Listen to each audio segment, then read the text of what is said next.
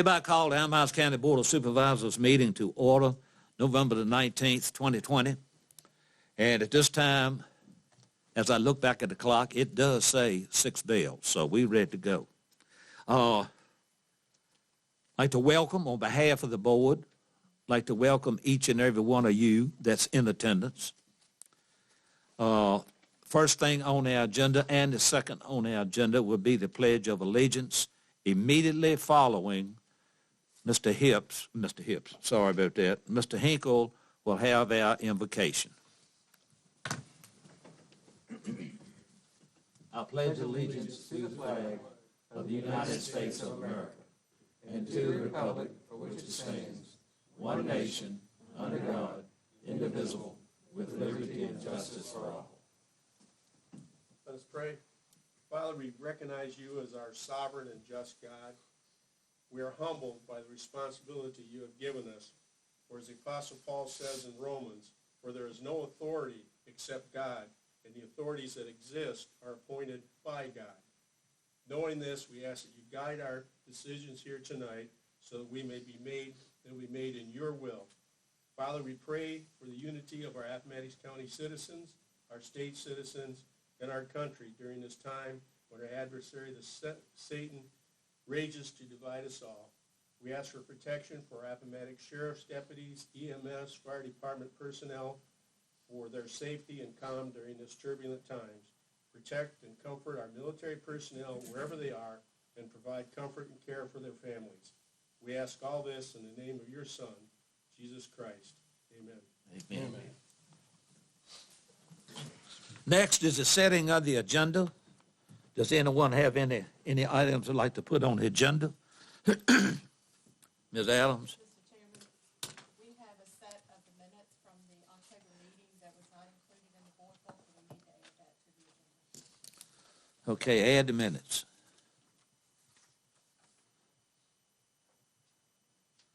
Any others? If not, excuse me. Ms. Adams, does this list need to be added to the agenda or just address it when it comes that time? The list is in there, but it has been revised. Okay. Well, do you want to amend it to include this? Yes, sir. It revised. Need a motion to revise the CARES Act Committee's existing minutes. Mr. Chairman, Motion duly made. Is that second? I'll second. All in favor, please signify by saying aye. Aye. All right. Okay, moving right along. We have with us tonight, and happy to welcome, Mr. Robert G. Crockett, President of Advantage Strategies, and Mrs. Stewart Seward. Welcome. And what they're going to do is provide an update to the board on solar power legislation and associate activities. The board welcomes you all to our meeting. Thank you, Mr. Chair, members of the board. So my name is Robert Crockett. I'm not Susan. So tonight we want to talk to you a little about the General Assembly activity as it relates to utility scale solar. So a little bit about why are we here. So the Rural Solar Development Coalition was created during the 2020 General Assembly primarily because of the volume of solar-related legislation. Specifically, the coalition was created and we represent counties extending from the northern neck almost all the way to the North Carolina line because of the interest of rural counties and the interest of the developers specifically in developing utility-scale solar in rural Virginia. And that's really what we do and what we represent. So you're one of many counties that we represent. I want to speak to a little as I start, and we'll talk about the revenue bills in just a second. So next slide. I think that's how we do this, yes. So let me speak to the big bill that sort of created the landscape that we're in right now, and that's the Virginia Clean Economy Act. So it requires utilities to procure 16 gigawatts of solar, onshore wind, accompanied by just over 3 gigawatts of energy storage. So what does that mean in terms of utility-scale solar? So it means about 10,000 megawatts a year of utility-scale solar development for 10 years, a decade. That's a lot of solar. And it represents in Virginia about 300 plus square miles of utility-scale solar development in the Commonwealth of Virginia. during the life expectancy of the Clean Economy Act. So what we'll do tonight is talk to you a little bit about the revenue legislation, both the M&T tax and the revenue share bill. We'll speak specifically to House Bill 1675, which is the solar siting bill, which is of interest to a lot of jurisdictions that have opportunity zones, and we'll talk a little bit more about the 21 General Assembly. Next. And I'm going to turn it over to Susan. Susan? Good evening, everybody. It's very nice to be with y'all tonight. And the good news is we have a lot more tools in our toolbox now than we did when the General Assembly started last year, certainly. So there are a couple bills before we get into the revenue bills. And so the first one is House Bill 655. This is the bill we term sort of the proffer bill, if you will. The approach of this was patterned after residential proffers already existing in the code. And what it does, it authorizes a locality to include reasonable regulations and provisions in your zoning ordinance for a special exception for a solar project, and then allows you to grant a condition that allows for dedication of real property of substantial value or a substantial cash payment for something or construction of substantial public improvements. A little bit different than the residential proffer. There's a nexus requirement there. The nexus requirement isn't here. What we're finding, though, folks are typically pursuing fire and emergency services or broadband deployment under this legislative construct. So that's the history of this bill, how we got here, and it has been used in localities. So that's one way you can go after the applicant to acquire something for your locality. Next slide, please. The next one, this is something that's going to make your planner's life a little bit easier. Since solar is pretty new on the landscape, this authorizes you all to include in your zoning ordinance provisions that incorporate generally accepted national standards for the use of solar panels and battery storage. It lists these four accrediting agencies that you might want to reference in your zoning to make sure that the equipment that's coming into your locality meets at least one of these standards for electrical safety and compliance. We've all heard of Underwriter Laboratories, for example. I've glanced at all of these. The third one, the Institute of Electrical and Electronics Engineers standard, they have a very thorough explanation of panels and battery storage. So this is something you might want to include in your zoning to make sure what they're bringing in is safe. Next slide, please. Now we're going to get into the revenue bills. The first one, House Bill 1131 and Senate Bill 762, this is what we call the revenue share bill. This requires you to pass an ordinance before you assess it. But once you pass an ordinance, a locality may assess a revenue share of $1,400 per megawatt year over year on the life of the project. It's not the 1,400 is assessed on the megawatts they applied for in their permit. If it's a 75 megawatt project, you're going to assess at 75 megawatts. You know, whether they produce 75 or 73 that year, you're going to go after what their interchange application says. This does not apply for older projects on the ground before December 31st of 2018, or the really small ones, 5 megawatts or less. Next slide, please. There is a catch. The General Assembly, I think, is not going to give us anything without a catch. So the catch is, if you go the revenue share option, however, they are 100% exempt from machinery and tools. It's revenue share or it's M&T. You can't do both. And you can't apply it on a per project basis. So if you adopt that ordinance, you're going to get revenue share and not M&T regardless of the project. So it does force you to make that choice. Next slide, please. The other issue on this one. It applies to new projects. However, you can go back for projects on the ground and approach an applicant and say, hey, would you consider entering into a revenue share agreement with us? They don't have to. The legislation doesn't compel them. We know localities have had some success with projects on the ground. They have agreed to play ball, but again, it's not required of them. So there is a voluntary clawback, if you will. Next slide. The next revenue bill. So remember, you've got revenue share on the left hand. Now we're going to go to the right hand. This is the machinery and tools tax. The good news on that is these bills are taking that 80% exemption from M&T, and they're giving us a little bit of relief. They're stepping it down. We're going to drop to 70% after the first 5 years. Year 10, we go to 60%, and it stays at 60% for the life of the project. This is where, for those of us in local government, the weighing of the two options comes in. Next slide, please. So again, this does have not a clawback, but this does apply to some older projects if they fall in these parameters. First in service after January 1, 2017 has to be more than 5 megawatts, less than 150 megawatts. Here's where the math exercise comes in. People ask Robert and I very often, which way do we go? Which way do we go?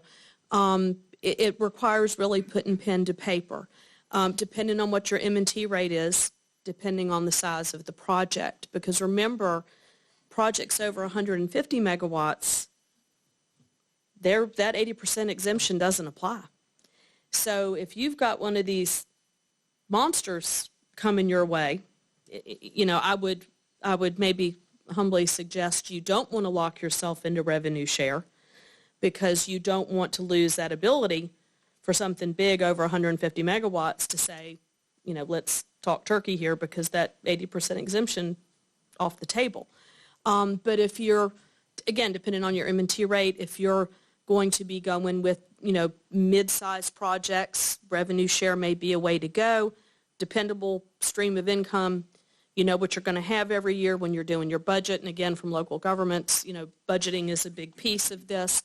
So if you go with revenue share, you know what your income stream is going to be. So those are the revenue tools we now have that, again, last year when General Assembly came to town, we didn't have. So certainly the landscape has improved as far as bringing in solar and not just financially getting nothing. This is a game changer in that respect. Next slide, please. So again, revenue share, step down, none of that applies. So, again, it forces us to make a choice on this, but it's good to have choices that we didn't have before. Next slide, please.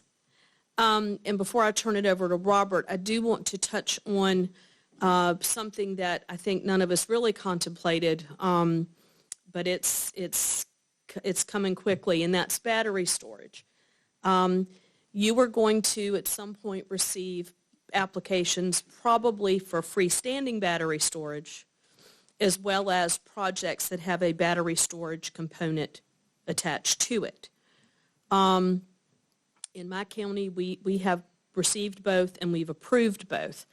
The big difference here, there's a financial difference. Freestanding battery storage does not, right now, in the eyes of the battery developers world, come under that 80% M&T exemption. So if you have a freestanding battery storage, and typically there are 2 to 3 acres of batteries on a 40 to 50 acre parcel, if you approve a battery storage application, they're going to pay 100% machinery and tools. If that battery storage is attached to a solar project, then that 80% exemption step down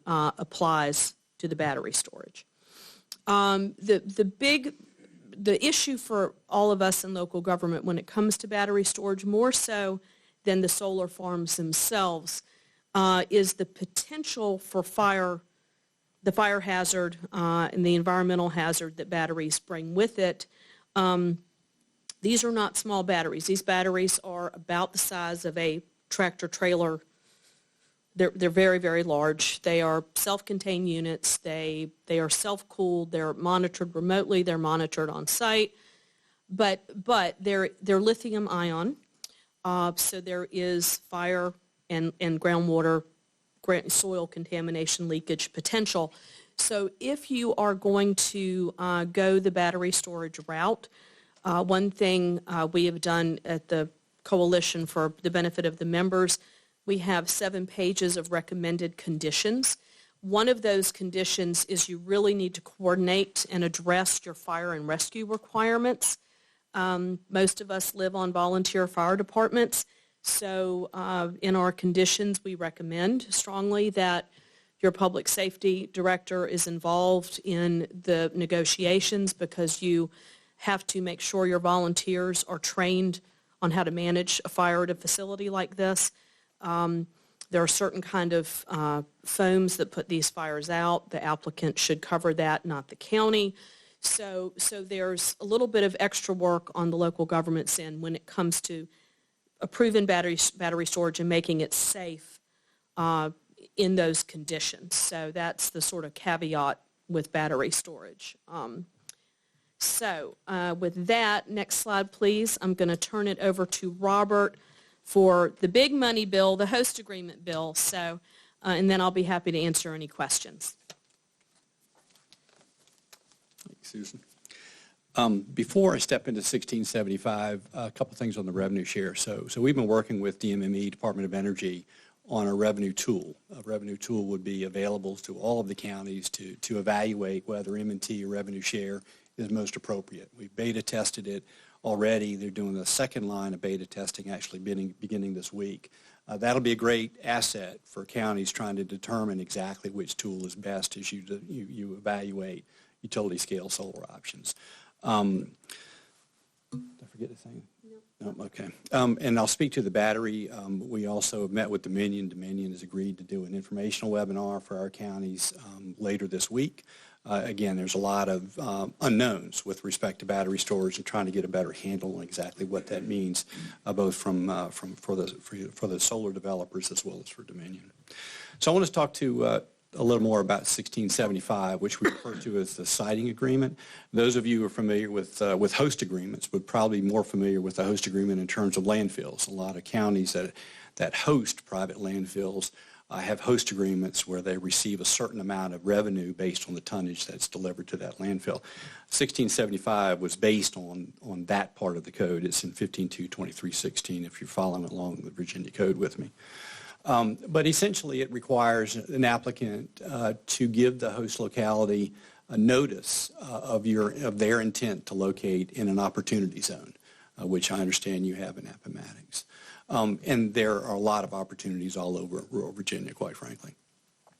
So it then requires the applicant to meet with the locality, discuss and negotiate a siting agreement. And I'm going to go through more details. There have been 3 siting agreements negotiated and signed and executed since July 1. I'll go into a little bit more of that. But it really creates opportunities and value for rural counties that you wouldn't have any other way.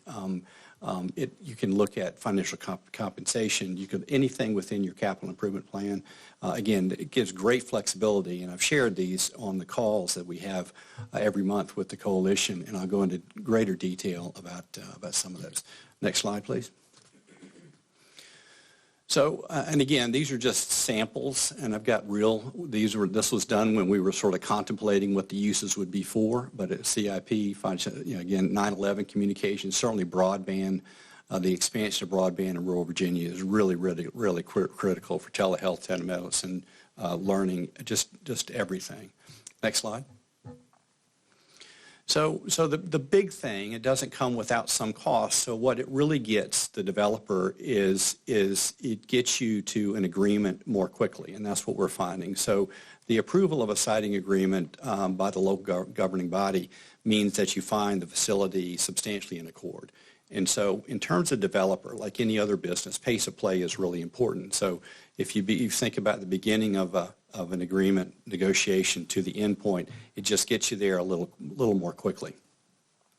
Doesn't apply to any facility receives zoning or site plan approval before January 1, 2020. Next slide, please. So I'm going to go through real world. Again, when we started developing 1675, and this was a bill that I worked on a lot during the General Assembly. We didn't have examples. These are real examples, and Susan is here, can speak to Sussex because that was the very first siting agreement executed. Excuse me for a second. So what they ended up with was $4.2 million for broadband, front loaded, $100,000 over the first 3 years, and almost $500,000 within the first 5 years. And the payments are indexed, and we talked about possibly indexing the revenue share downstream just a little bit. And again, as Susan mentioned, they used M&T, not revenue share. Proffered for emergency services. In addition to the utility scale solar project, there was a battery storage project associated with that. And again, emergency services are really critical for that, and that's where that $250,000 came in. Total package, right about for a 75 meg facility is right about $10 million. Next slide. The second one, and again, this is Richmond County, and again, I started with this about the same amount, just under $10 million on a 127 megawatt project. The way that Richmond went about it was a little different and very creative, and I actually gave Ms. Adams a listing of some of the ways that these counties have utilized this facility. So they looked at it a couple ways. They've looked at the increase in property value. They looked at the land value. They used this for some very strategic things. Richmond County is a very rural county. They have some bare spots with respect to cell phone service and broadband. They used it to create cell phone towers to fill those voids for telemedicine and educational learning. They also used some of the money reserved for a pedestrian trail to connect some municipal recreational facilities. Again, they could not get that project done any other way, so they used some of the funding to connect, again, walking trails for these recreational facilities. Next slide. So King and Queen was the last one executed. It was a very large project. It was just under 170 megawatts. And again, the big thing, again, King and Queen's another rural county. Broadband's really critical during these times, so $4 million for broadband, other voluntary payments. The other thing that was really needed in King and Queen was, again, it's in the Middle Peninsula. Their water supply short, so they actually negotiated the capacity, new water tank capacity that includes the land, the construction, and the water tanks together. So it's a comprehensive water tank supply program. All totaled, it was about $19 million if you looked at the life expectancy of the project over 40 years. Again, it was a sizable project. Tom Schwartzwelder, the county administrator, was really critical to the development of 1675, and I'll give him his due because he actually wrote the legislation. Next slide. So wanted to share with you a couple little things. Susan has a listing of more detailed options, which I gave her earlier, which sort of talks about the way that the 1675 has been used. Segregated broadband communications has really been critical in the development of it. Again, as you guys are aware, fire and emergency services, again, these are things that you can do, and you can utilize the siting agreement in ways you can't look at, again, any other tool. There's one county that looked at it for the development of the comprehensive plan, which you know is required every 10 years. And then I mentioned the Parks and Rec project. So there are a number of siting agreements being negotiated at the moment, but again, 3 executed so far. So I'll be more than happy to, Susan and I, to answer any questions. We really appreciate your involvement, appreciate the participation of your county administrator. As we look to 2021, I'll step into that really quickly. So one of the things that Susan mentioned, we are considering, and there's already been discussions about indexing the revenue share. Again, $1,400 per meg is not today. It's not what it will be in 40 years, so the indexing would certainly provide greater opportunity for the counties. Susan, anything else? No, I'm happy to answer any questions. We appreciate your time this evening, Mr. Chairman. We thank you all for coming and carrying us a little bit more in depth on what we thought we knew, and we appreciate it. Thank you. Thank you very much.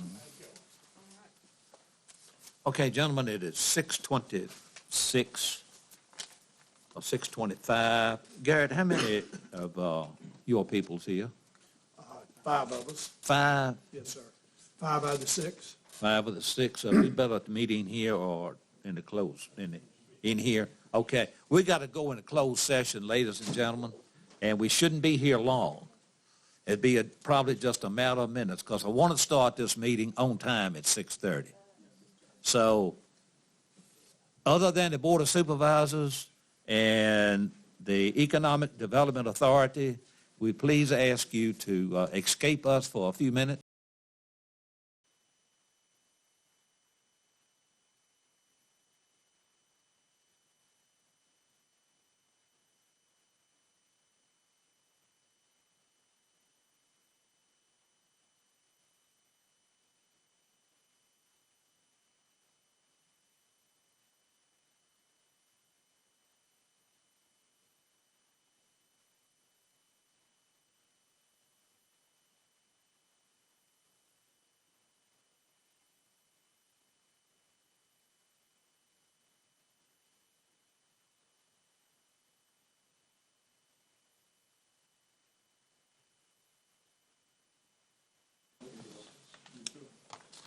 Okay, I apologize for running a little bit behind schedule, but we're ready to go into our regular meeting now.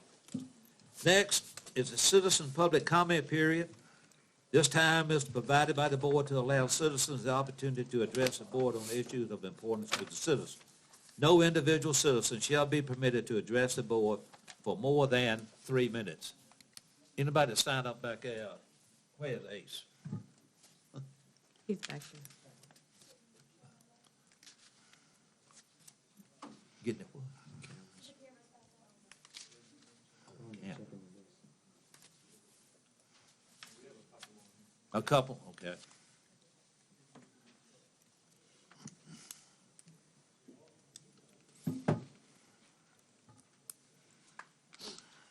Thank you, ma'am.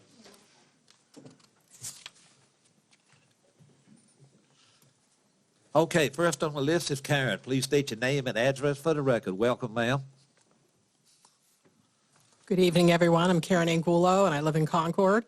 And I have 3 quick comments. First is I definitely endorse a resolution to nullify Governor Northam's supposed edicts that would continue to lock us down even more.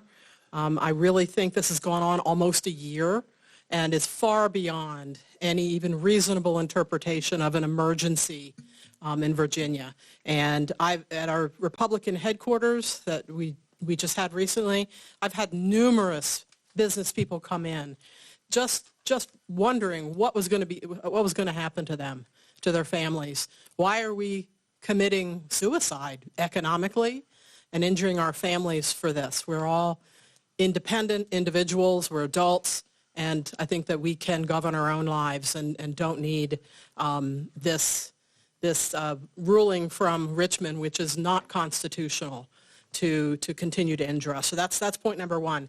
Point number 2, I just have a quick question when you get to it on the agenda about the additional $5 fee. I'm not against that. I'm just curious. It looks like that if you get stopped, you would automatically get the $5 versus if you are convicted, you would be charged the $5, and I would recommend the conviction. I have just one other question that I hope you would address. It's on the consent agenda under elections. I'm curious. They're asking for $9,500, which I can understand considering their extra costs. But I'm curious as to what this next section, it says, re-election COVID response grant funds received from the Center for Technology and Civic Life. I just asked for some clarification. If they got a grant, then why are they asking for $9,500? So I was just kind of curious what that grant was about. So thank you. Thank you. Mr. Christian Raymond. Name and address for the record, please. Yes, Christian Raymond, 2885 Clark Road, Appomattox, which is the Piney Mountain District. I'm here on behalf of myself as a private citizen, as well as my official capacity as the chairman of the Appomattox Republican Committee. I fully endorse and echo my colleague Karen Angelo's comments about the resolution that was potentially being presented tonight. Robert's Rules of Order allows you to amend the agenda, and I hope that you do so to add that to tonight's agenda instead of waiting another month. This is a matter of personal urgency for Appomattox citizens, I believe, because in my personal capacity, I have lost a job in Appomattox due to the governor's COVID restrictions in the restaurant industry. A lot of people that I know here have expressed concerns to me after the election. They don't know what is going to happen at the federal level, and we've seen as of Friday what's going to happen at the state level. So my understanding is that the governor's recent executive order was unannounced and very abrupt. Very few legislature members knew about it prior to his video. So it was a shock to some people that we would all of a sudden need another emergency to go backward in the phase, basically back to phase 1, it seems. So I would highly recommend that you amend tonight's agenda to pass this resolution as it stands. No need to amend the wording. The wording is strong because it is a strong situation. I don't believe that, especially the restaurant and hospitality industry here and the tourism industry, will last much longer under the current proposals of the governor. So with that, I ask that you unanimously amend tonight's agenda to add it to tonight's agenda and also unanimously pass the resolution as it's written. Thank you. Anyone else like to address the board who failed to sign up? And Mr. Raymond, we've already been through setting of the agenda, so it is not on the agenda. We've done that a whole lot earlier. No one else care to speak or address the board? Next, we have Mr. Don Jones, Small Business Gift Card Program. Welcome, sir.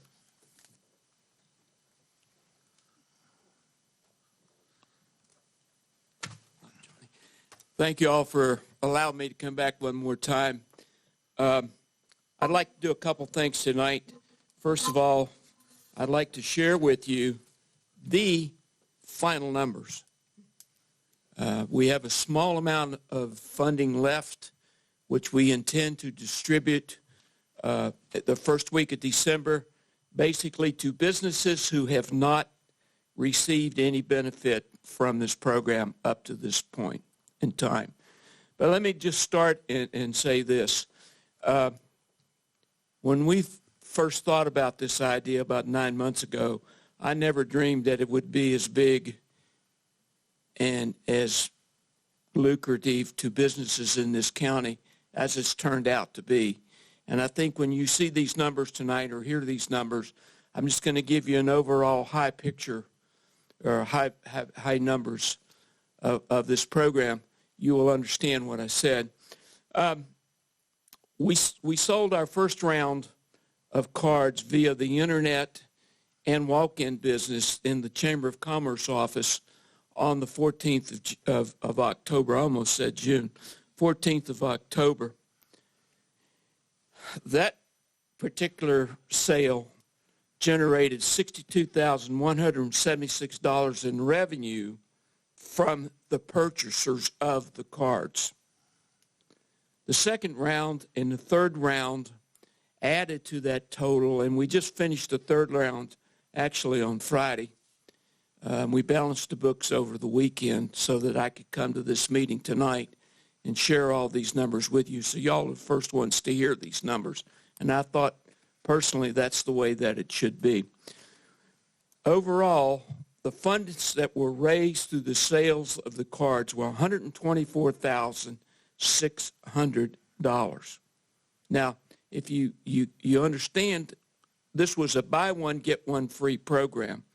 So for every card that we sold, and by the way, we sold 4,984 cards. So in essence, what we did was put almost 10,000 of these $25 gift cards into the marketplace. Actually, it's, if you want to get technical, it's 9,968 gift cards are floating around in the marketplace somewhere. Some have already been redeemed. The comments that we've gotten from people who have participated in this program, Ann and I were out at El Cazador one day for lunch. He came over to us and he says to us, the foot traffic in my business has increased drastically since you started this program. Thank you very, very much. I've been able to catch up on my water bill and some other bills. Another merchant came to me personally and said, you know, we generally in the first part of November, we have to start withdrawing funds from our savings to pay our overhead. Well, they said that our first check arrived the first week of November. In this business's case, it was significant. That check paid those overhead bills, and they didn't have to withdraw 1 penny from their savings to cover those expenses. We've had other comments. Everybody that has participated has jumped up and down for joy because it's been significant in nature. The other thing, Mr. Hogan, you gave us $200,000, and up to this point, we spent $775 of that money. The balance of it is what we're going to use to pay some of our expenses, which are minimal in nature, and distribute to those who did not receive any significant funding from this program. Does anybody have any questions about those numbers? 5 on. It's blown me away. And I mean that. I knew it was going to be big, but I never thought it would ever be as big as it was. And one of the things that has really helped is the $164,000 or $124,000 that was raised through the sales of the cards have really enhanced this program, because every penny that we've made has gone right back into this program. We haven't put a penny of it in our pockets, or nobody's pockets, as a matter of fact. So it's been really, really fun to be a part of this program and to make it work. But there's one other thing I would like to do tonight, because I'll be honest with you, this is not me doing this program. It's a whole lot of people doing this program. The first people that have done a lot of this is the public. You know, I never thought that they would, I don't want to use the word ante up, but that they would pay $124,000 towards gift cards. But it just shows you they saw the value in what you all had allowed us to do. So I don't need to thank the public. I also need to thank you folks for providing the $200,000 of funding that has made this thing so successful. I also need to thank John Redding. John is president of the Chamber of Commerce, and his wife Cindy. They helped us on 2 of the most chaotic days we had when we did nothing but walk-in sales out at the American Civil War Museum, who I must also thank. They gave us their community room free of charge.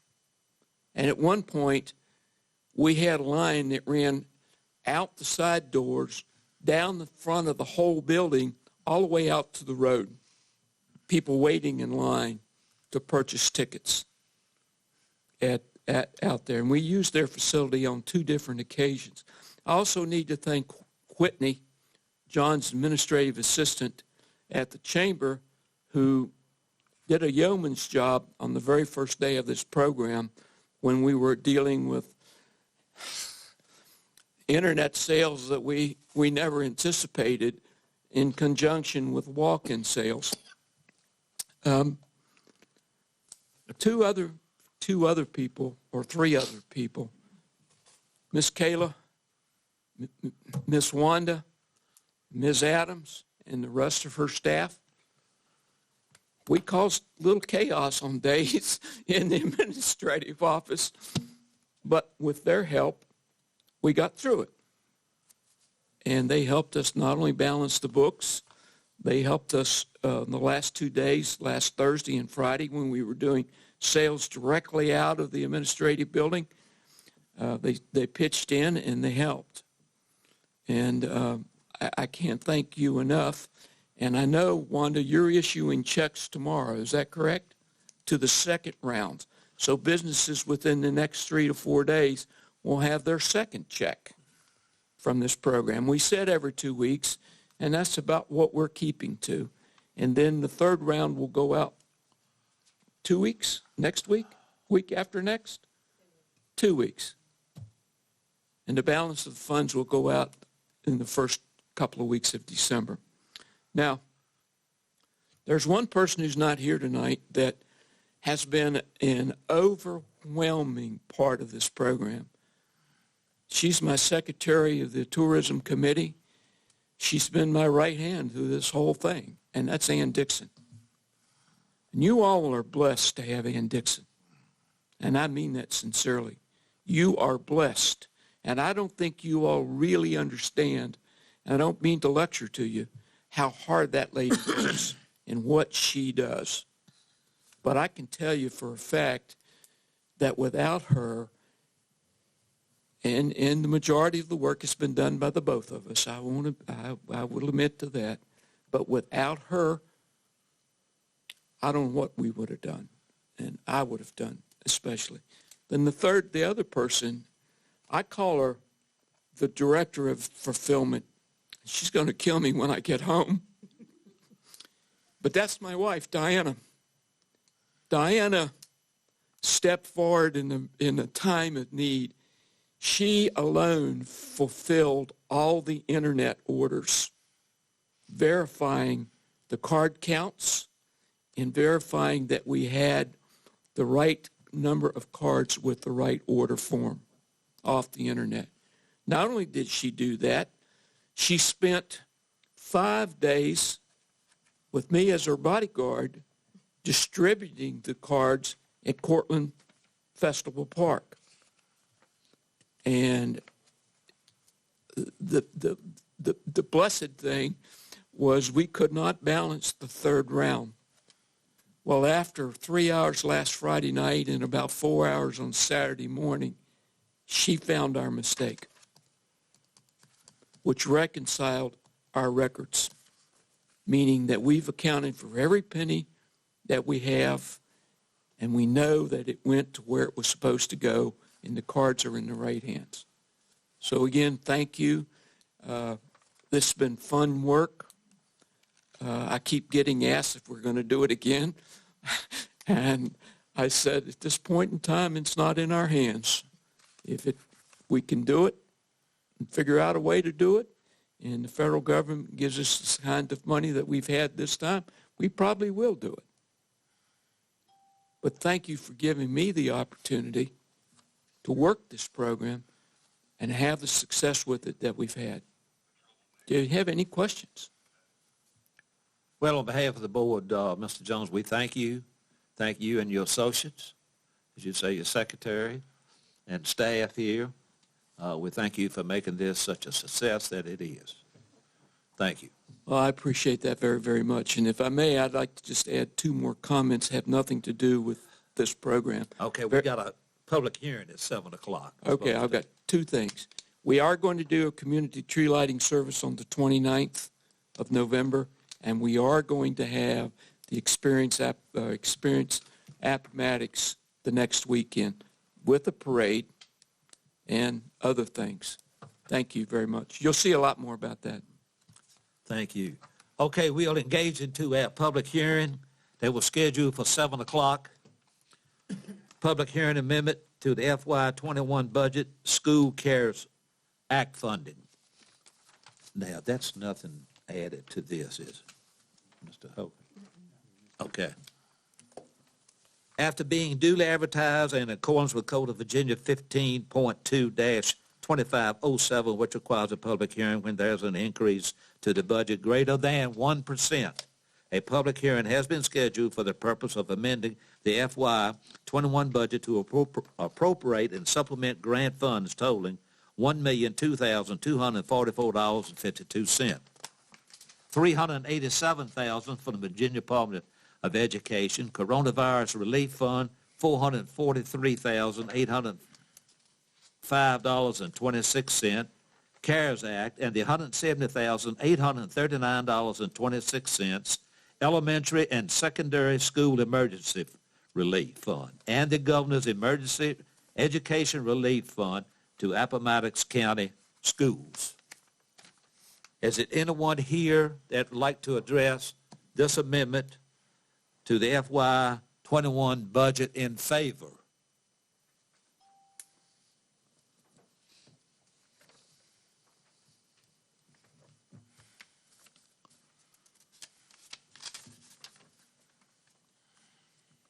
Okay, hearing none. Anybody against?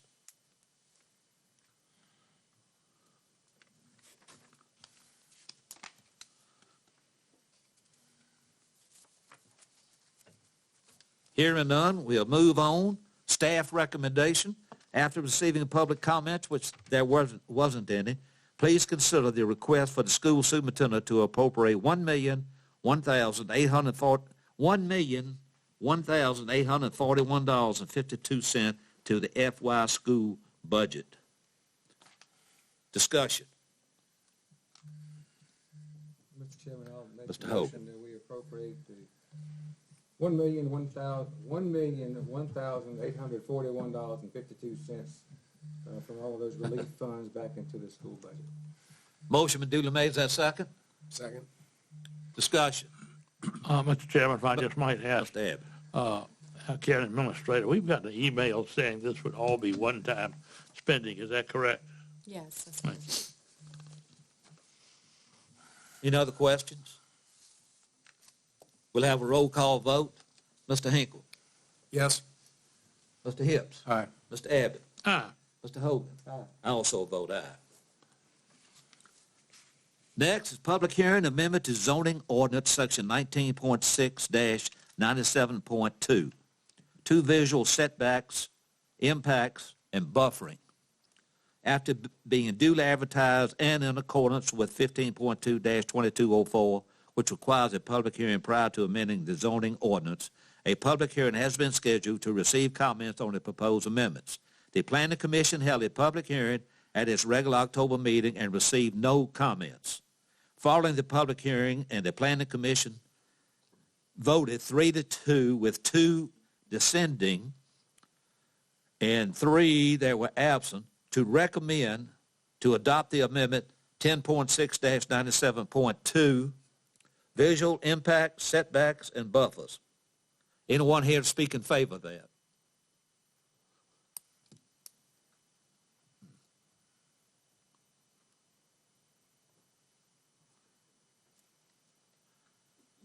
Hearing none, anybody here that would like to speak against this?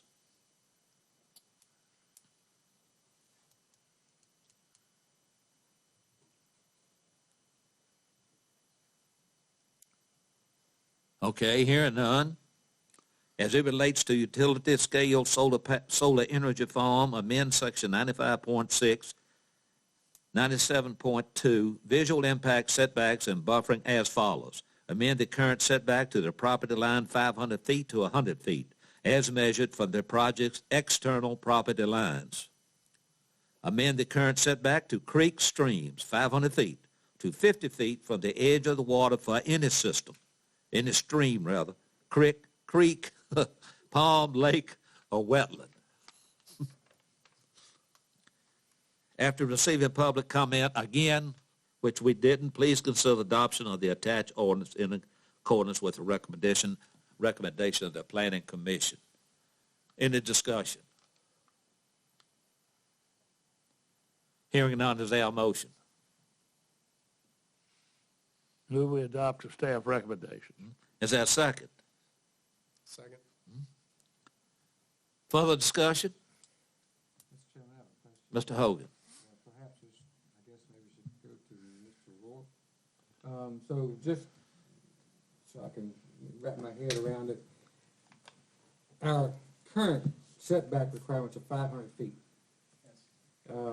We decided to go back and look at the setbacks on the streams because we didn't realize we had made it 500 feet from streams too. It was really the combination of both. The current setback is 500 feet from property lines. So what's happening with these things is we're getting multiple parcels, multiple parcels. And with the combination of the 500 feet from property lines and the 500 feet from creeks and streams, when you applied that to various projects that were being discussed, that was creating an issue for making it viable at all. So we went, and you did, I appreciate the work you did in checking with all these other jurisdictions on what their setbacks were, so we kind of have an idea of what the everybody's doing. So it looks like 100 feet is a lot. Some are more, some are less. Some are 25 feet, some are 75, some are 50, some are 150.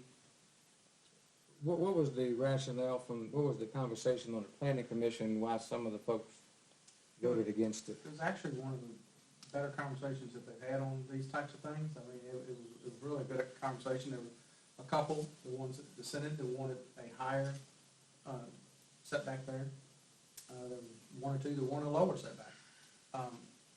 There was a couple of motions that failed that were actually not quite as high as a couple folks wanted, but were higher than the 100 feet. And in the end, I think the 100 feet was a compromise. Okay. That answers my question. Thank you. Any other questions? Concerns? Motion's been duly made and second. Have a roll call vote. Mr. Hinkle. Aye. Mr. Hibbs. Aye. Mr. Abbott. Mr. Hogan. I also vote aye. Then the third public hearing is amendment to the comprehensive plan. After being duly advertised in accordance with 15.2-2204, which required a public hearing prior to amending the comprehensive plan, a public hearing has been scheduled to receive comments on a proposed amendment to the comprehensive plan, Mr. and Mrs. William Jameson, through the Blue Ridge Land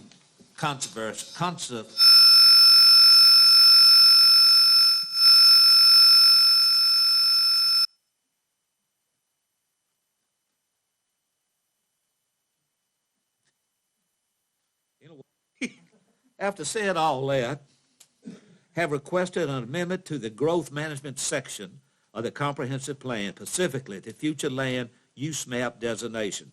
The Jamesons intend to place a land conservation easement on their property per 10.1-1010 of the Code of Virginia. The locality conformity with the current comprehensive plan.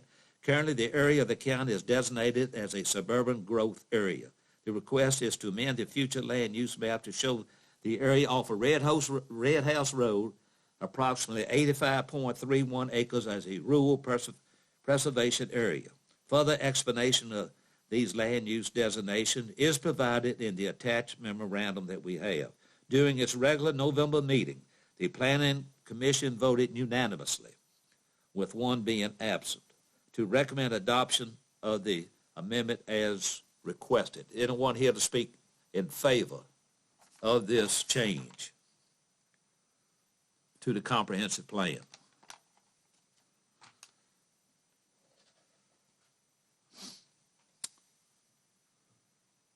Hearing none, does anyone here speak against?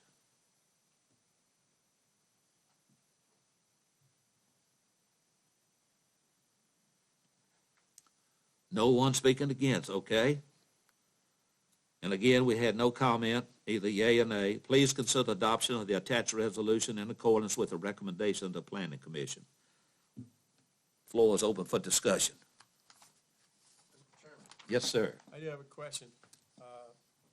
Does this plan totally, it says, it's rated conservation, whatever, so it takes it out of development in some areas, but it still allows like agricultural use, or is it one of those setbacks where it says, no, this is going dormant, it's strictly going to be conserved? Yeah, Mr. Jameson, his intention is to place a conservation easement on his property, which would conserve that land. So no farming, no, It would stay in agricultural use. okay, It wouldn't be developed. all right. Just wanted to make sure I was clear on that. That was a good question. Any further questions, concerns?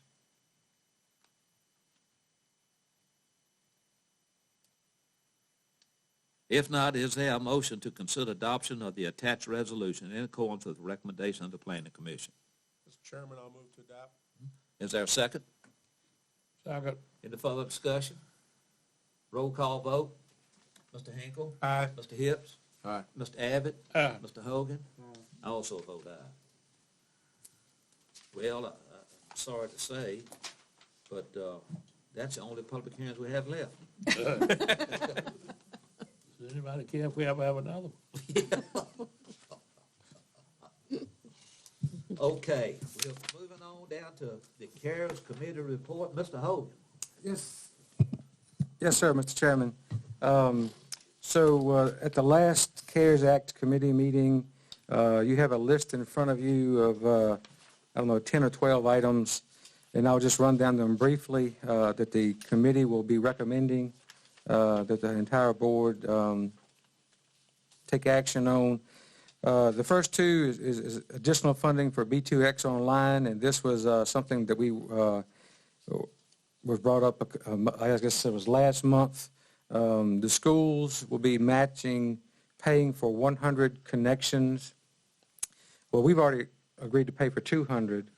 The schools had asked us if we would pay for another 100 if they pay for 100.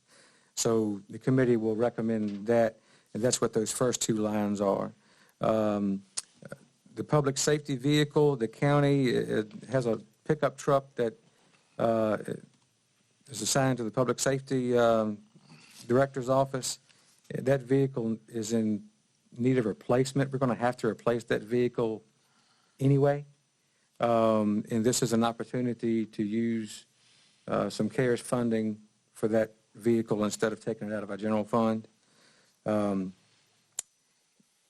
next line is SCBA masks for the Appomattox Volunteer Fire Department. This would allow each individual firefighter to have their own air pack mask so they don't have to share them with each other, which would be a COVID concern.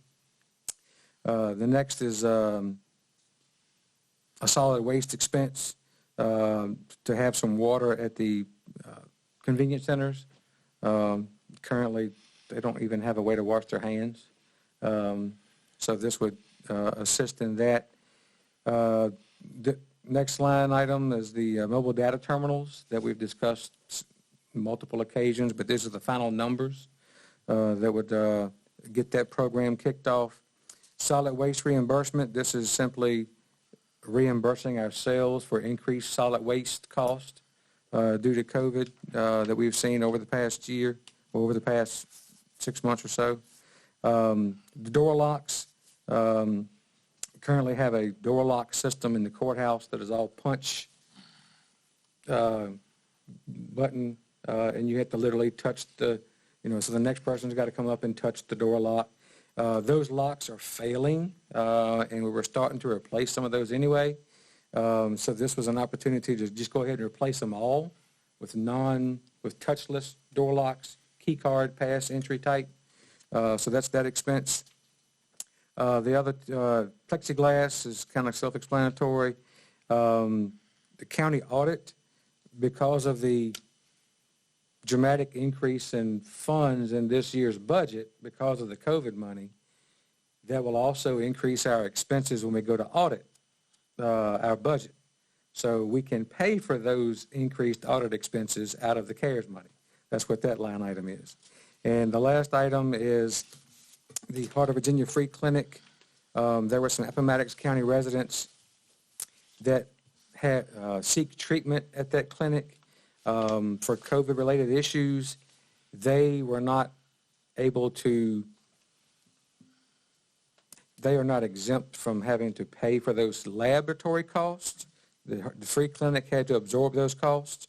So this $725 would basically reimburse the free clinic for laboratory testing that when they tested Appomattox residents. And we would make that in the form of a motion that we approve this list of items. I'll second it, Mr. Chairman. Okay, thank you. Motion been duly made and second.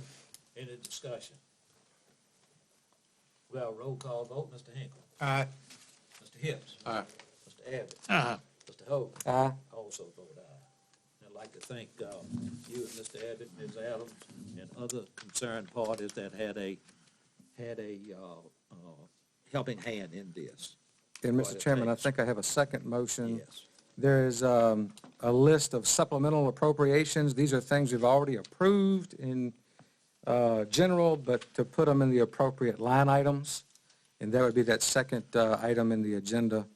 Under that, it's $756,214.63. And we would make that in the form of a motion as a recommendation from the committee. Motion duly made. Is that second? Second? Discussion? Roll call vote. Mr. Hinkle, excuse me. Aye. Mr. Hips. Aye. Mr. Abbott. Aye. Mr. Hogan. Aye. Also vote aye. All right. Again, thank you all so much. Okay. Next is scheduled public hearing for e-ticket fee ordinance.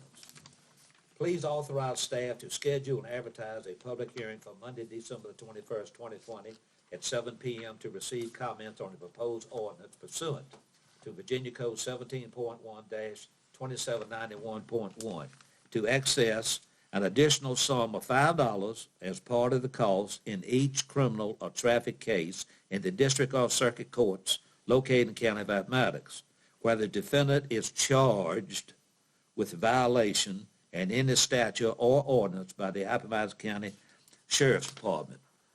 The floor is open for discussion. Mr. Chairman, Mr. Abbott. if I might ask the attorney, following up on doing the public comment period, it reads charged. I assume in here it means that somewhere is the language of convicted. Is that right? Well, it's a court cost. You only get Okay, on court cost you convicted. right, the word charged is saying sometimes you can collect a fee if you're charged under state ordinance, sometimes you collect if you're charged under local ordinance. Okay. Here it's saying it doesn't matter what kind of ordinance you're charged under, it's court cost, but court costs don't apply unless you lose. Okay. Any other questions? Mr. Chairman, I would make a motion that we authorize staff to advertise for the public hearing for the e-ticket ordinance. Okay, you'll do that at the next meeting? Yeah, December 21st. December the 21st, yes. Motion been duly made. Is that second? Second. Further discussion? All in favor, please signify by saying aye. Aye. Next is Commissioner of the Revenue refund request. Mrs. Sarah Henderson, Commissioner of the Revenue, is requesting the following to be paid from line item 1209/5803. Refund Enterprise FM Trust $711.88 for the first half of 2020 personal property taxes. Leasing company vehicle is engaged in Campbell County, garage rather, in Campbell County since 2019 at 1621 Crew Shop Road. Discussion? Is there a motion then to refund? 71188. Is that second? Okay. Discussion? Roll call vote. Mr. Hinkle. Aye. Mr. Hips. Aye. Mr. Abbott. Aye. Mr. Hogan. Aye. I also vote aye. Next is a joint Board of Supervisors school board meeting. Please see the attached request from Dr. Bennett to schedule a 2021 joint meeting dates and discuss dates to submit for consideration. Hope you've had an opportunity to peruse the dates that is set forth here. And as Dr. Bennett has stated, if you have any other dates to, please let Ms. Adams know. Any discussion on that? Mr. Chairman, Mr. Hogan? I don't have a particular date in mind. I think any of these are acceptable to me anyway. We normally set 2 meetings, one in the spring and one in the fall. So I'm just going to kind of throw it out there, March and October.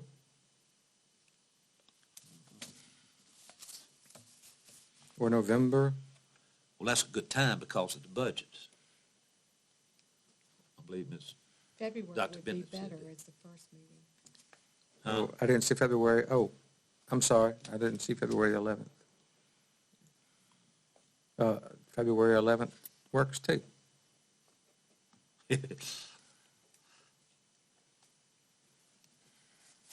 Oh, she wants February and April. Uh-huh, but she's negotiable.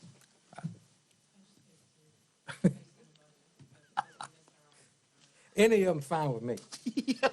Case closed. How about anybody else? Is any dates that really don't suit you? No, Mr. Chairman, Thursdays, as a rule, don't suit me, but I'll have to make arrangements to Okay, accommodate the rest of you. I understand. I must say, because I'm retired, all of them suit me.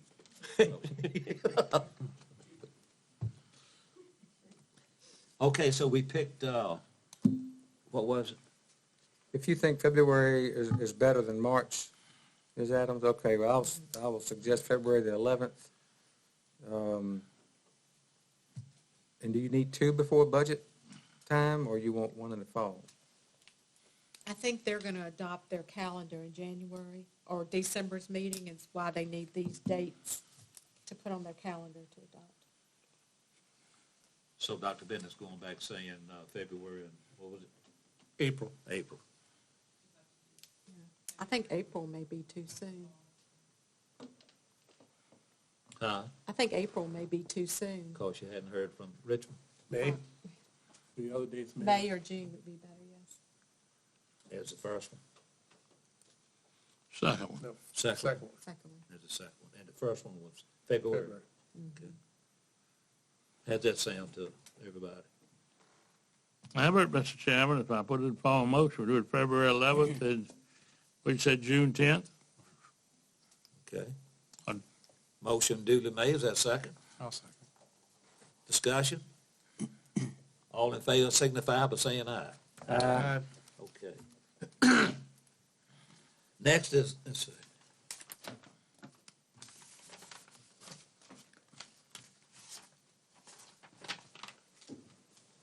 Is our consent agenda. Excuse me. The consent agenda includes approval of bills, minutes, supplemental appropriations, line item transfers, and fund transfers.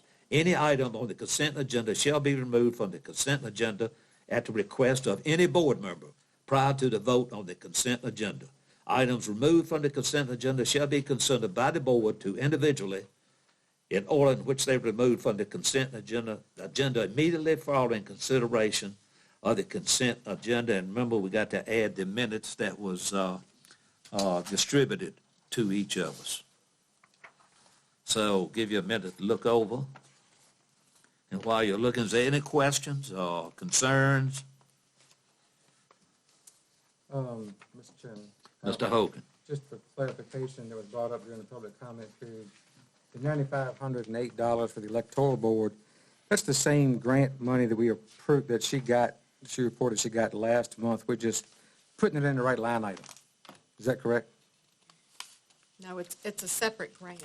It's a separate The grant. first one was $50,000 grant, and this was a second grant. Okay, that but they it's used grant for- funding that doesn't require any local match or doesn't, it's just, we got to put it back into the That's correct. line item. Okay, thank you. Any other items? Any other concerns? Hearing none, is there a motion to approve the consent agenda, including the minutes that was just been added? I'll make a motion, Mr. Chairman. Motion been duly made, is that second? Second. Further discussion? Roll call vote, Mr. Hinkle. Aye. Mr. Hibbs. Aye. Mr. Abbott. Aye. Mr. Hogan. Aye. I also vote aye.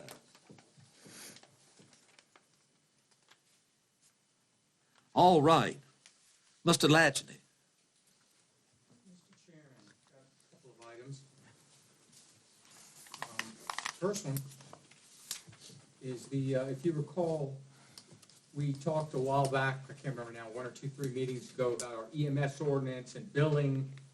Since that time, we formed a little committee. Mr. Lansing, an attorney in my office, has been working with, I don't remember her name, the lady for the EMS. Ms. Walton. Ms. Walton.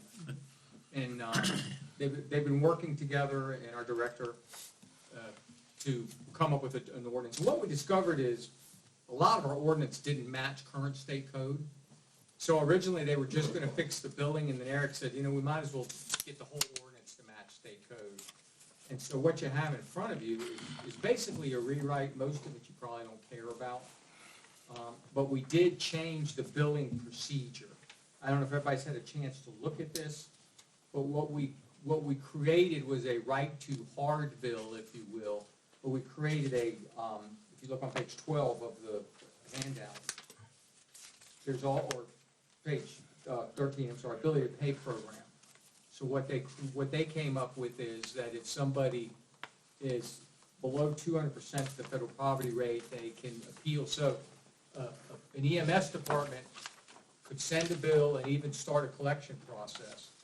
But if the person is indigent or poor or can't afford it, they can apply to our director, emergency director, and he could grant them a waiver of the bill or a reduction of the bill. So what we've done is we've turned if you're an Appomattox resident, you just don't get billed, into you will get billed, but there's hardship exceptions built into this new ordinance. So having said that, I'm open to any questions if anybody wants clarification on a particular section. Like I said, most of it's just to get it in alignment with state code. The part I think y'all are probably concerned about is the billing part. I guess my greatest concern is hardship. Is that defined? It says, what we have is ability to pay program, and what it says, it's on page 13 of the, I don't know what page on the agenda, but it's labeled page 13 in the agenda packet. A patient will qualify for the ability to pay program when his income is less than 200% of the federal poverty level. Or number 2, the patient faces a genuine financial hardship in the opinion of Director of Public Safety. The patient is sued for services, and so if there's a genuine financial hardship, what this allows, if you look at the end of, or the top of page 14,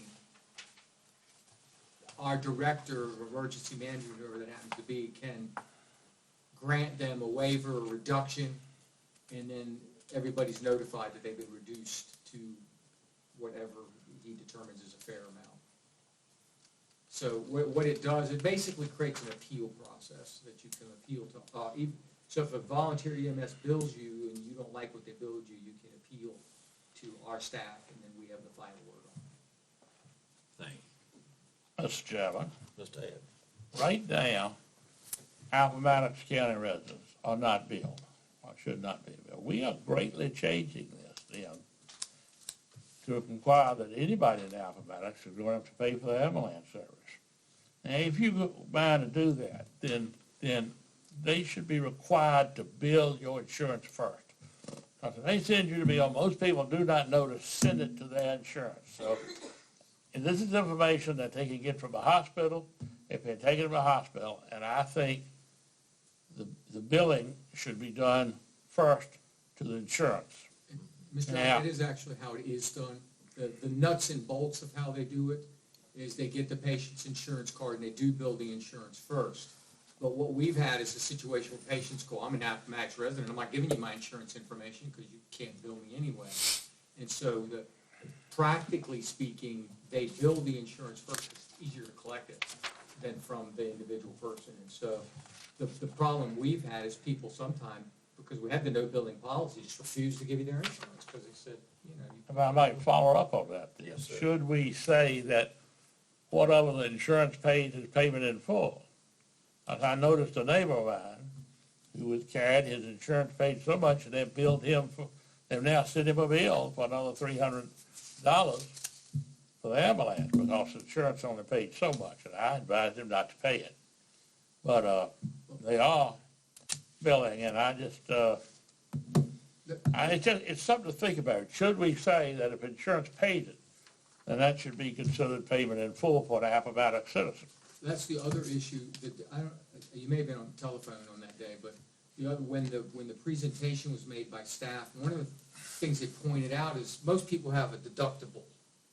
And what they're doing is they're saying, okay, you know, my hospital bill's gonna exceed my deductible, so I'm not gonna give you my insurance information, because I'm gonna hit the deductible first at the hospital, and then the insurance is, or vice versa. So people play games with where they allocate their deductible, and depending on where we are in the line, we may or may not get paid from the insurance company, depending on how they arrange their bills. And people do know to do that, hey, we'll have a bill come from the hospital first, or we'll have a bill come from the EMS first. And so that was one of the concerns that was voiced at that meeting, was people game the system by who they submit the bills to first, so that they can use their deductibles to their advantage. So that was the one concern. Now, Mr. Chairman, I might, if we amend this, if you don't give your insurance information, then you'll be liable for the whole amount.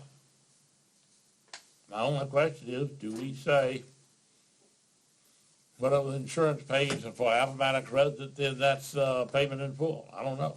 It seems like we are requiring a whole lot of payment that people are not having to pay right now. They run a lot of calls, and I fully support the rescue squad. I just think that I want to make sure the insurance is billed, and I want us to consider whether that should be payment in full or not. The other issue that was a concern, just again, I don't really care, we can amend it any way we want. The other thing that was a concern is we go on a lot of calls, I say we, the emergency folks, go on a lot of calls that are, we'll call them bogus calls, where there is no insurance coverage. You know, in another jurisdiction, I saw where somebody called EMS because they were obese and couldn't reach their remote control to change the channel on their TV. And, you know, the insurance not going to cover that, and that jurisdiction had soft billing too, and the person knew that. And they would literally call, and we've had problems similar where people use EMS for what's clearly not an emergency. So that was one of the other concerns, is that, you know, if you don't, the insurance company's not going to pay that claim. They're going to say this is not covered by insurance. And so, you know, we can work, if you'd like, we can work on language incorporating insurance, just as long as we're aware. My daughter's a nurse practitioner, an ER nurse practitioner. She said it's amazing how skilled people are gaming the system and knowing how to avoid paying and what to do and how. So I don't have any problem if they don't have insurance and you bill them for the whole thing. It is a major change in how we do it. People are going to be surprised at what they owe, because I think what average is about $1,000, I believe, somewhere around there, trip to the hospital. And the other thing, just for everybody's information, I mean, in order to change this, we have to have a public hearing. You could actually have a public hearing, see what kind of input you get, see what kind of suggestions you get from the citizens, defer, you don't have to make a decision that night. So, you know, if you're interested, start the process, get some public input, and then go forward from there and see, you know, what kind of public input you're getting, and see if there are suggestions from the public that we could incorporate as changes. So that may be a way forward, is to get it on an agenda, put in the newspaper ad, we are considering this, and invite public comment, and then have a public comment period and defer decision, and say we're not going to decide that night, we're just going to take comment. Consensus of the board to do that? Yeah, I think that's good. We just ought not to take it up that night. We ought to have further discussion. All right. So we have Yes. a motion to set a public hearing for December.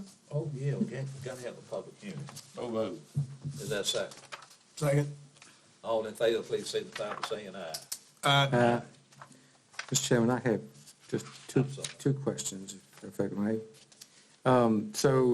All of these changes were done in consultation with our local rescue squad. They're aware of all these potential changes, and they're the ones that asked for them, right? Okay. Right. And I don't see, is there a set amount for transportation, or how do they come about that dollar amount? What's it going to cost to haul somebody to Lynchburg? Somewhere in here, it says they have to, oh yeah, if you look on page 12, in the middle of the section, each EMS agency will adopt appropriate rules and policies, administration of charges, schedule rates for emergency ambulance transport, and they have to give us a copy of those rates in that schedule so that we have it on file. And again, one of the things we're doing here is making it clear that our emergency director is over all of this and has the ability to ultimately change or veto. So each of them will have to come up with what their rates are, come up with a published rate schedule, and give us a copy of it. And then theoretically, if we don't like that copy of it, because it says each EMS agency must provide copy of schedule rates to the Director of Public Safety within 1 month of the adoption of this ordinance. And somewhere else in here, our Director of Public Safety has input into those rates if he doesn't believe they're reasonable. Okay, yeah, that was one of the things I wanted to know about. I And mean, they can tell us what they're going to charge, but do we get to I will make approve sure, I that, thought that was in that here, fee? but if it isn't, I'll make sure it is added in here. And I guess to follow up on that, this also would allow agencies from outside the county that respond in the county, Concord Rescue Squad, they would then be able to charge under this ordinance if they take an Appomattox citizen to the hospital. Is that correct? I think we're only applying it to our agencies, because we only have regulatory power of our own agency. I think that's correct. I'll have to go back and double check it, but. Or are they billing them now if they take them? Well, they are, because they're not under our we can't regulate an agency from another county. Okay. Unless if they're regularly doing business here, then they're one of our agencies, but if they come in every now and then and pick somebody up, then I think their rules apply, whatever those may be. So last question, I promise. Page 11 says no EMS agency shall generate a bill for humanitarian assistance. Is that defined anywhere? I don't think it's defined. So what's the difference? What's humanitarian Oh, assistance we did define it. I'm sorry. if it's not take them to the hospital? It's page 4. Volunteer, not undertaken as a result of an emergency call, not provided by agreement with the person. Hurricane assistance, or something that they're not taking a 911 call, they're out part of an emergency, a hurricane or a tornado or some sort of a national emergency, that those would be humanitarian assistance. They're not a 911 call. So this would be a 911 standby at a football game. They're not, That would, same thing. if nobody gets hurt, nobody gets charged. Right. If they're standing by at the football game, that would be not subject to this ordinance.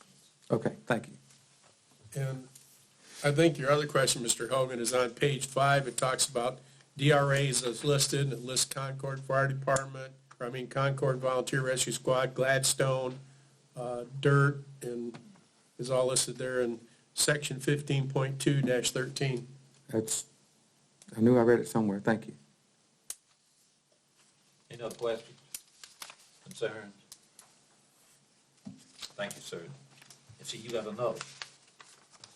Yeah, the next one, the only thing I wanted to, there was some question about bonuses, and I don't have any political answers, that's not my concern. But I just did want to point out, state code requires 15.2, 1508. If we give bonuses, we have to have advertise a public hearing. So it says that because we have to do it by ordinance. If we do a bonus of any kind, then we have to have an ordinance, and ordinances by state code require the advertising in the public hearing. And so just just FYI, something to put in the back of your mind as you're considering this bonus question, is that it would require an ordinance and it would require advertising and a public hearing. Well, Mr. Chairman, Yes, sir. if that's the bonus we're talking about, or this culvert that we've got to spend by the end of December, so we have got to advertise it, we've got to do the public hearing at the next meeting. That's correct. Yeah.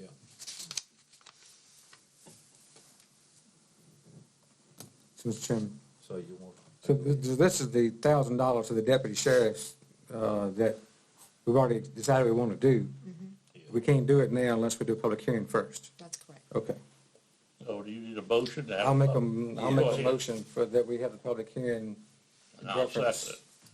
motion made and second, further discussion? All in favor, please signify by saying aye. Aye.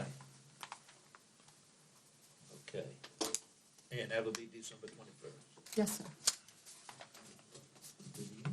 I know. There'll be more public hearings. All right, Ms. Adams. Yes, sir, Mr. Chairman. First of all, I would like to notate items 10 and 11 on the agenda. There are informational items tonight for appointments at the December meeting. And you have those lists in your packet. Mr. Chairman, I was going to do this when you got my concern, but since you had mentioned these appointments, I would humbly like to request a closed session to discuss a possible conflict of interest. Okay. And I believe that fits as something we can discuss in closed session. Yes, I think it does, Right. yes. Is that- Before we make those appointments. And that will be December 21st meeting. Okay.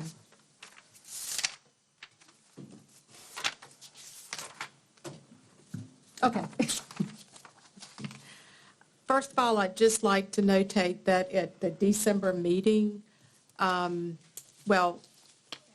Waste may be attending that meeting, but I'm not sure yet because of the regulations traveling in and out of the state. I think we had talked about them possibly coming in October. But they are holding a public hearing as a requirement of permit by rule by DEQ. And that public comment period will be, it's tentatively scheduled for Thursday, December 17th at 7 p.m. And it's sponsored by the company. The county's not involved in this hearing, and DEQ will be present to hear comments. The location will be in the advertisement that they will be advertising in the local paper. So. Also, Mr. Jones alluded to the fact that we are having the Cortland Festival Park lighting event, and that's on Sunday, November the 29th at 5:30 p.m. And Experience the Holidays will be on Saturday, December 5th. The parade is at 11, and they will have a Merry Market, Santa, and music in Cortland Festival Park. And at the December meeting, we've lost a former board member, Mr. Russell Moore, and we will be presenting a resolution. We will invite his family and present a resolution, as well as for Dr. Harvey. So both of those we've done at the December meeting. And a reminder that county offices will be closing at noon on Wednesday, November the 25th, and will reopen on Monday, November the 30th.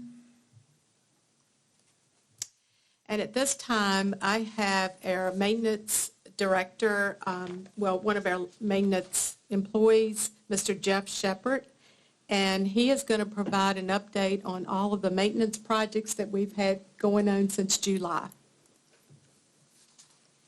Welcome, sir. How y'all doing? All right. Since July, there's been quite a few things done. Throughout all the county offices and everywhere, we have put in the iWaves air purification systems, which takes care of all of our air through all of our buildings. It fights the COVID, it fights the flu, it fights everything airborne. From there, we had all the ductworks cleaned throughout the county buildings. We're working on getting the tax office and the Commission Revenue Office will be done before the first of the year once this tax phase passes us and we get a free room up there to work. Once that is done, all of our ductworks are cleaned. The courtrooms, we treated all the ductworks in the courtrooms. The spray liners in there came in there, and we fogged it, which will take care of any protein growth throughout the courtrooms where we have most of the people going in and out there daily. That was all done. As far as our county offices with the glass involved with the sliders, all of our sliders have been taken out, solid panes of glass have been put in, our little speakers have been put in to protect all of our secretaries. We have glass coming in for J&D or General District offices. All of our glass, some of our glass got back ordered, which everybody in the country is putting glass in today. But we're catching up. The courthouse installation, which is a big project you all have been worked on for a while. All external installation is done. They're going to finish up with internal installation probably tomorrow morning. That project will be gone and out of our hair for a long time. If you walk through the courthouse on like a cool morning, you can kind of feel a difference already in the courtrooms. I'm asking secretaries to give me reports back on how they're feeling and how this is working out for us. We went from there, we cleaned all the carpets in the courthouse. We cleaned that in the library. We're figuring on, we're trying to get rid of the COVID, so we're doing everything from top to bottom, best we can get done. During the COVID ordeal and everything was shut down, the maintenance staff and the library, we went through and we repainted the library walls. We're working on the library, brightening that all up where we had downtime, and we get the work done. As you can see, and you all hear, we got a new sound system put in, new video system put in. You all's number one room here. We have moved our maintenance office to the landfill. This helps get everybody together on one page as far as mechanical people. We help out each other to keep everything rolling the best we can throughout the county. We may be at the sites helping or wherever we may one of the carries guys, they can jump in the truck and come with us. We all try to share that little bit of help. We went from there, a new air conditioning system was installed in the 911 building in the electronics room. We had one failing. Bobby can't have too much downtime in that room because he's holding up the whole county, so that unit was put in. We're waiting on some bid prices on 2 other units. One, we need to replace a unit at the community center. We have a unit that's failing at the library, and we're limping that one along, but once we get the quotes in, we'll be repairing them and replacing one. The ongoing projects we have going on is a lot of the lighting throughout the county buildings that we're replacing a lot of them as they wear out with LEDs, just to try to save heat. We don't have to cool down in the summertime, and then also the longevity of an LED bulb. It's going to save everybody money. The new key card business is going on right now. We're installing all the new key cards. The punch panels we have now on all of our exterior doors, they're failing. And that's said daily. Sometimes on a cold, wet day, we have some issues with some doors. So with a new system, that'll all improve a whole lot throughout all of our buildings. All the post lighting in and around the courthouse and around the sheriff's office, we changed all them out to LEDs. We had some that were failing, so we just went ahead and changed them all out to LEDs, which made it a whole brighter. The sheriff and the deputy, they really liked it when they came in one morning. They could see from one end to the other. It just makes them feel a little bit better, more secure. As far as the maintenance, me and George walking around through the county, when we have a vendor come in, we screen the vendor ourselves, take their temperature, ask them the questions. If we can't get them, they report through the courthouse. They get scanned that way, and then they're brought on into whatever building they're going to work in. Throughout the county, all of our buildings, we put up stand-up hand sanitizer units. If anybody asks for any type of hand sanitizer, gloves, or whatever they need, mask, it's there for them. They just need to ask us. And then the courtrooms themselves, the days of court, they get fogged in the morning. And then as the courts go for break or whatever, we go back in and the courtrooms are hand sanitized, wiped off. And then same way with the bathrooms throughout the courthouse. It's done 3 times a day. Everything's trying to do our best to keep the COVID down. So we're staying busy, and that's all we can do for you all right now. Mr. Shepherd, you left off one real important event that you personally have taken care of, and I am really grateful for it. That way, I won't have our county administrator laughing at me when I fell out of the chair. You come out here and tighten. If each one of you notice your chair has been tightened.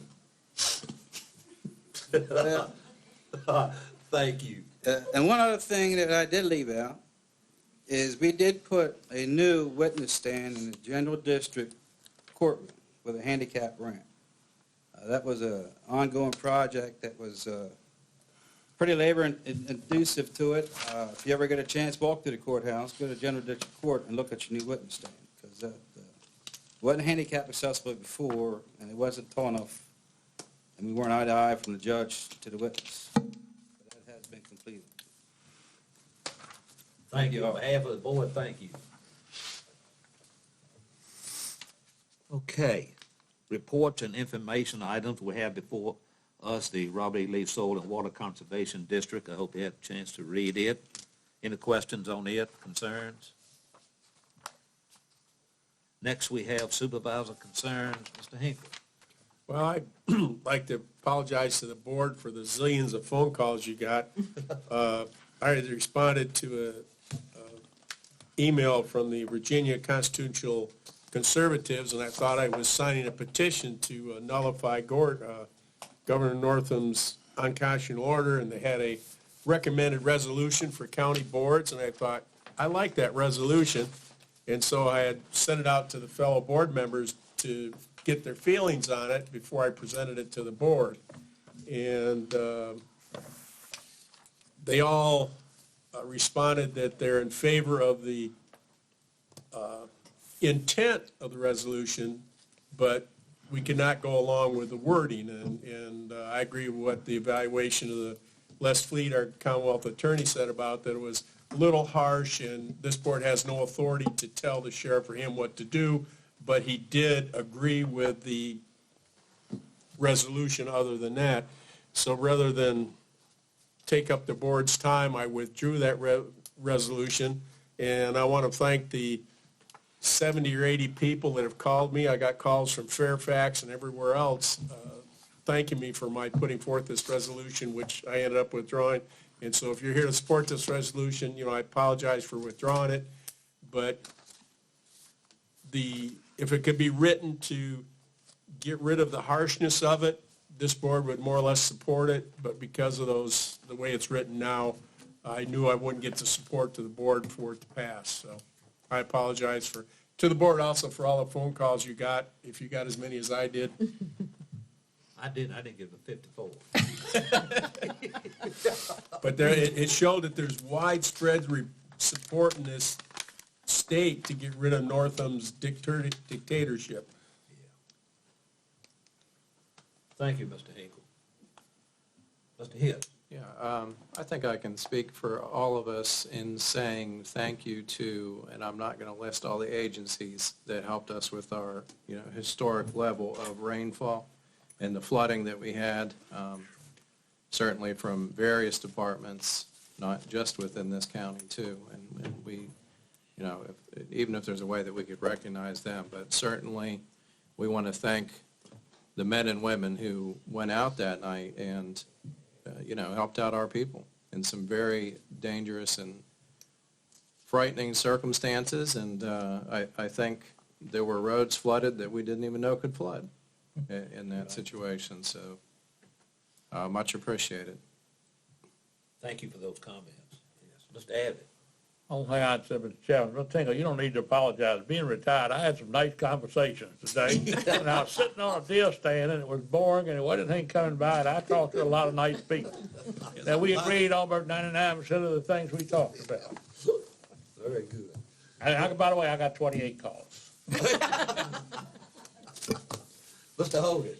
I just want to kind of echo Mr. Hipps's comments that our first responders appreciate them being out there in the rain, in the water, helping our citizens, and they deserve a big round of applause.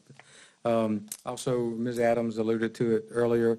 I do just want to recognize the passing of Russell Moore, who served on this board for 19 years, and just extend my sympathies to his family.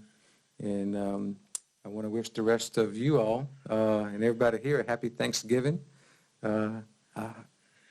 I think there's still a lot of things we can give thanks for. 2020 has been tumultuous, I guess. But the one thing to be thankful for is that 2020 is almost over. So happy Thanksgiving. Happy Thanksgiving to you. Very well put. Before we, and I don't have any concerns. I'd like to also again thank our county treasurer for being here and her husband. We'd love to see you, or see y'all when you come in. We know that tax tickets are mailed, but you didn't have anything much to do with that.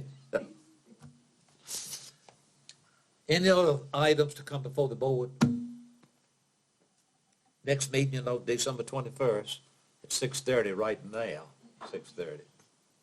Unless Ms. Adams wants to change that. So, Mr. Abbott. Mr. Chairman, I move we rise. Oh, right. Coming down.